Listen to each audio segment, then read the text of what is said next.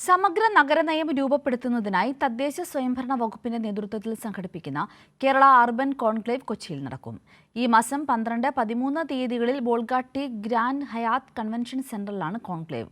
മുഖ്യമന്ത്രി പിണറായി വിജയൻ ഉദ്ഘാടനം ചെയ്യുന്ന കോൺക്ലേവിൽ കേന്ദ്ര സംസ്ഥാന മന്ത്രിമാർക്ക് പുറമെ വിദേശ മന്ത്രിമാരും പങ്കെടുക്കുമെന്ന് മന്ത്രി എം.ബി. രാജേഷ് അറിയിച്ചു.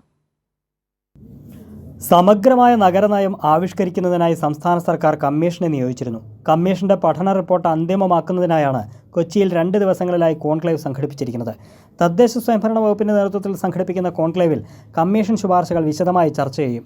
കേരളം നേരിടുന്ന കാലാവസ്ഥാ പ്രതിസന്ധി, ജനസംഖ്യാ സമ്മർദ്ദങ്ങൾ, തൊഴിൽ വിദ്യാഭ്യാസ മേഖലകളിലെ വെല്ലുവിളികൾ എന്നിവയ്ക്കുള്ള പരിഹാരങ്ങളും കോൺക്ലേവിൽ ചർച്ചയാകും. നഗരങ്ങളെ കേവലം ഭൗതിക വികസനത്തിൻ്റെ കേന്ദ്രങ്ങളായി മാത്രം ചുരുക്കാതെ മനുഷ്യരുടെ ജീവിത നിലവാരം ഉയർത്തി സാമൂഹ്യനീതി, പരിസ്ഥിതി സൗഹൃദം, സാംസ്കാരിക വൈവിധ്യം എന്നിവയ്ക്ക് ഊന്നൽ നൽകുക എന്നതാണ് നഗരനയത്തിലൂടെ സംസ്ഥാന സർക്കാർ ലക്ഷ്യമിടുന്നത്.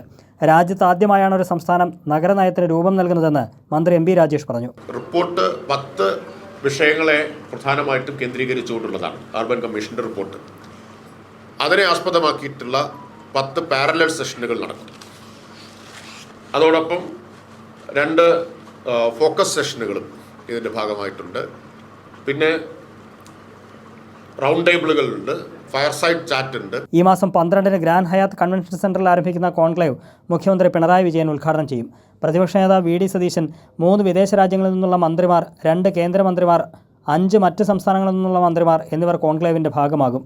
അന്തർദേശീയ പ്രതിനിധികൾ, ദേശീയ നയരൂപകർ, അക്കാദമിക് വിദഗ്ധർ, വ്യവസായ നേതാക്കൾ, NGO-കൾ, യുവജനങ്ങൾ എന്നിവരടക്കം 1000-ലധികം പ്രതിനിധികൾ കോൺക്ലേവിൽ പങ്കെടുക്കും. കോൺക്ലേവിനോടനുബന്ധിച്ച് ഈ മാസം 11 മുതൽ 15 വരെ കൊച്ചി മറൈൻ ഡ്രൈവിൽ വിപുലമായ പ്രദർശനം സംഘടിപ്പിച്ചിട്ടുണ്ടെന്നും മന്ത്രി എം.ബി. രാജേഷ് അറിയിച്ചു. കൈരളി ന്യൂസ്, കൊച്ചി.